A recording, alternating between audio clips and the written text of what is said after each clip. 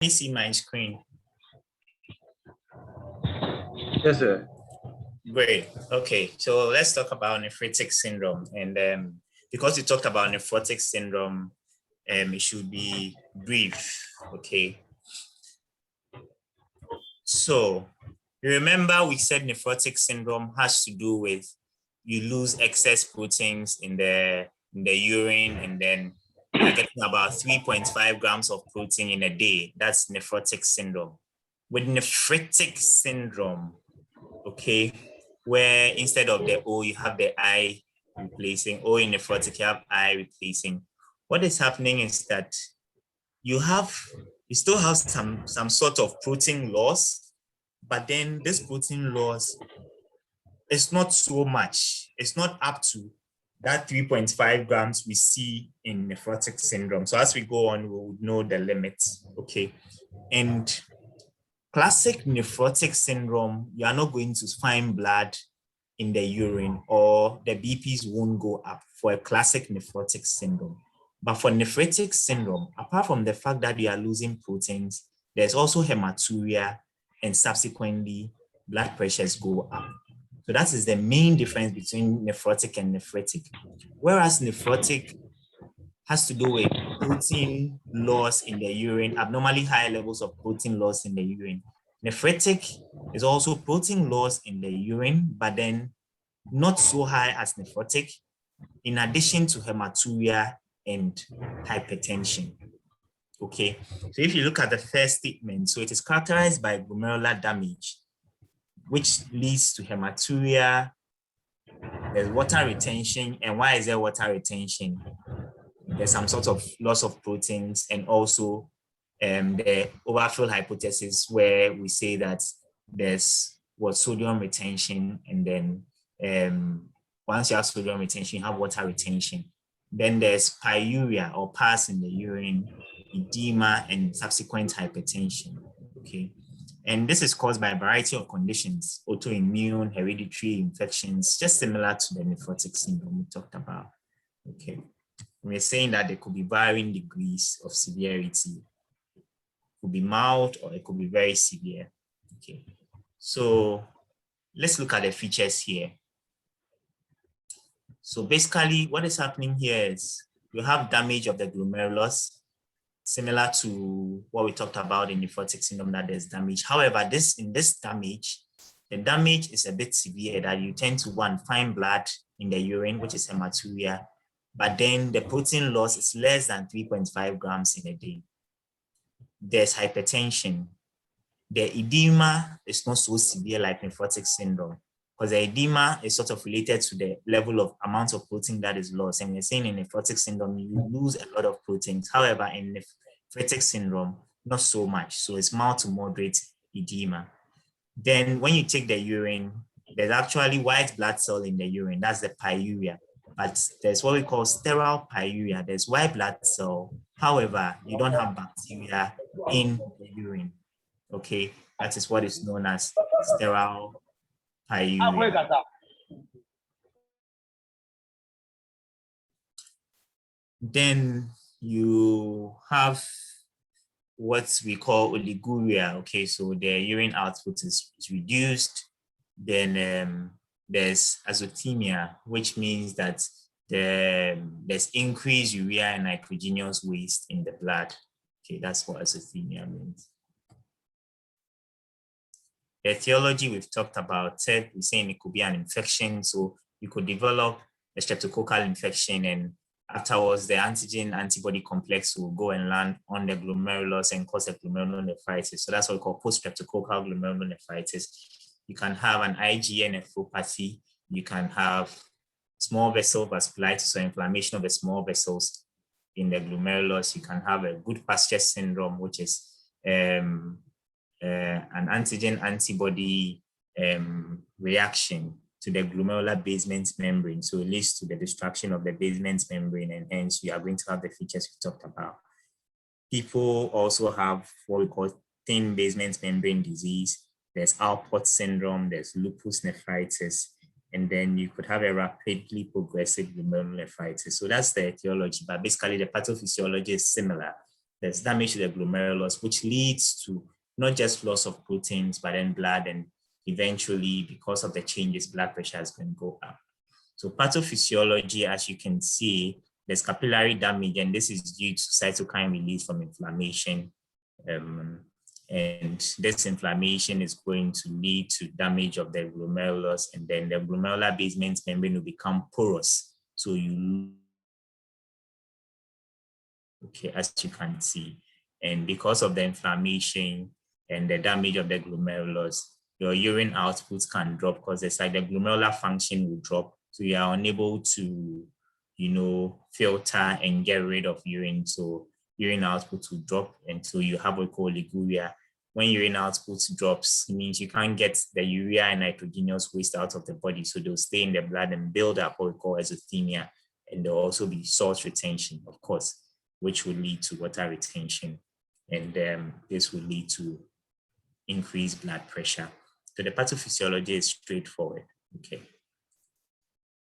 Clinical features, we've also talked about it. So blood in urine, high blood pressure, there's edema, there's decreased urine output. Because of the urea, you have headaches, you have nausea, vomiting, abdominal pain, mental confusion. All these are effects of uremia.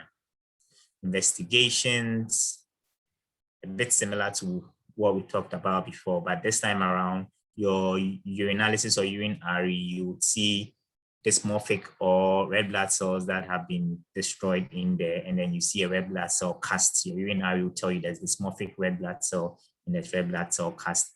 And there's proteinuria, which is more than 150 milligrams in 24 hours, but less than 3.5 grams in 24 hours.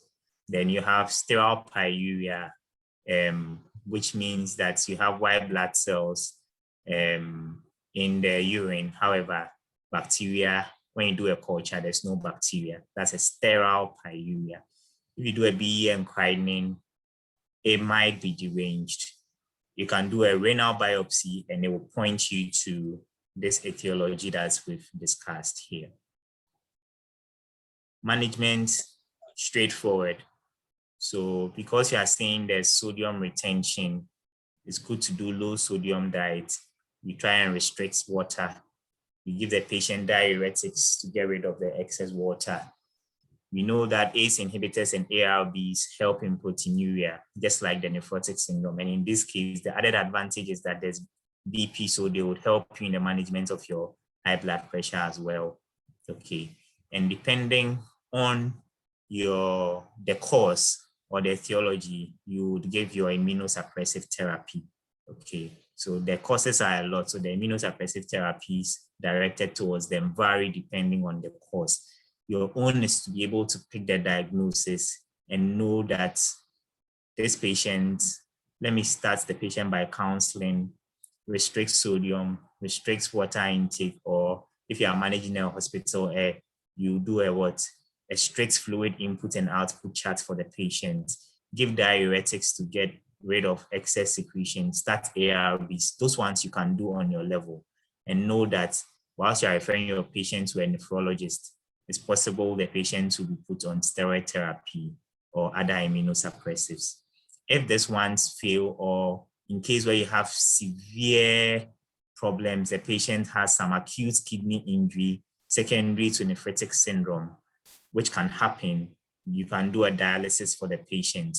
If the kidney fails, you have a chronic kidney disease, then you can do a renal transplant for the patient. Okay, so as I said, it's brief. I would take questions from here. It's quite similar to the nephrotic syndrome, but the main difference here is that you are losing less amount of proteins, and this is coming with blood in the urine, and it's coming with high blood pressure. In some cases, you can have what we call a nephritic syndrome. So the patient is coming to you, you've done a urine protein, which is very high, more than 3 classes or more than 3.5 grams. However, the patient also has red blood cells in the urine and the patient's BP is going up. So that is a combination of nephrotic and nephritic syndrome. And yes, it is possible, it can happen. Okay, so the management is similar. your ARBs, your diuretics, your sodium restriction, water restriction. Make sure you don't restrict proteins, and then you refer to the renal physician to start the patient on immunosuppressive therapy. Okay, let's take questions and then we can close for the day. Yeah. So my question is, whenever you see cast in a urine deposit, microscopy, Yeah. what does it mean? Yeah, cast. Yes. So what is cast? So that is why I'm asking you. I don't know. Salt deposits within the uric acid deposits and all that. I'm coming. Let me show you a picture. So cast in itself doesn't mean there's blood. It depends on what kind of cast you have. You can have a red blood cell cast, or you can have in some cases, you can have a white blood cell cast. As we talked about that in nephritic syndrome, your sterile pyuria, you can actually, in some cases, have a white blood cell cast. Let's look at what. So does it mean that the white blood cell cast the same as the pus cell cast? Yes, it's the same thing. Because sometimes, yeah, you can see a pus cell cast. Yeah. It's the same thing. Okay. The same thing. So let me share my screen.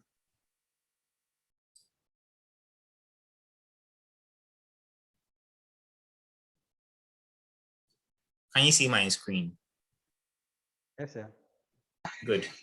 So you see, because of the shape of your the way the structure of the urinary tract system is tubular.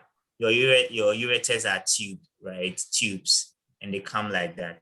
If you have a damage in the kidney and you are bleeding, right, and they get into the ureter, they clamp together and then they take the shape of the ureter. Do you get it? So yes, sir. you can see that it looks tubular. This is what a cast means. Yeah. Are you okay? Yes, sir. So when you hear cast, that is what it means. It means they clamped together. So the cause of the cast, it will depend on what cast it is. Usually if we say red blood cell cast, then it means there's some sort of leakage of red blood cell or bleeding going on, and it has taken the shape of the ureter. Okay. And sometimes when these casts are massive, they can occlude the ureter and you can develop an obstruction. And so the urine will be unable to bypass this cast. Urine would stay in the kidneys and you have what we call hydronephrosis. And that can actually lead to kidney failure. Are you okay? Okay. Yeah. So what about the pus cell cast? That one too. Yes, I mean, it clearly tells you that there's some sort of inflammation going on. Let me see if they can give us a specific picture.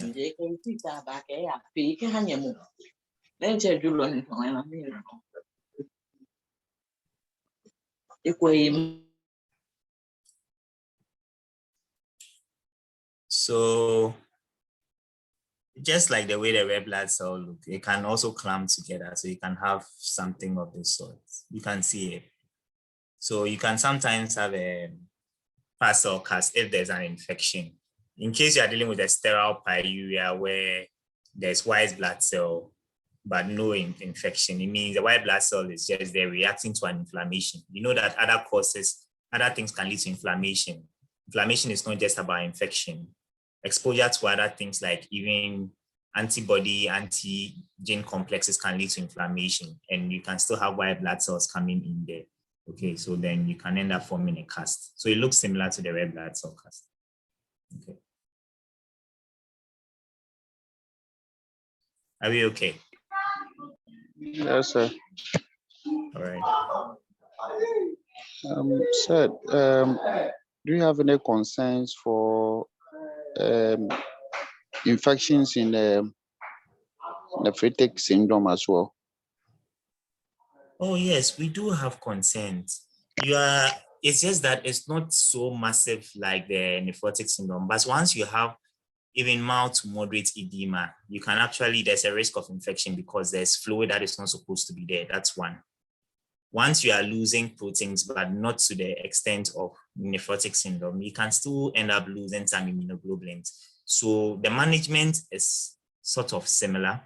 Okay, it's just that this time around, your focus is also on hematuria and high blood pressure. You need to take infection into consideration. Okay. So, Doc, please, in the nephrotic syndrome, we spoke about hypocalcemia. How do you deal with that?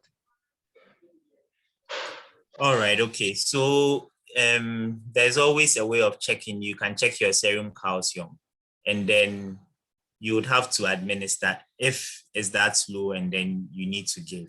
You have to find a way of giving.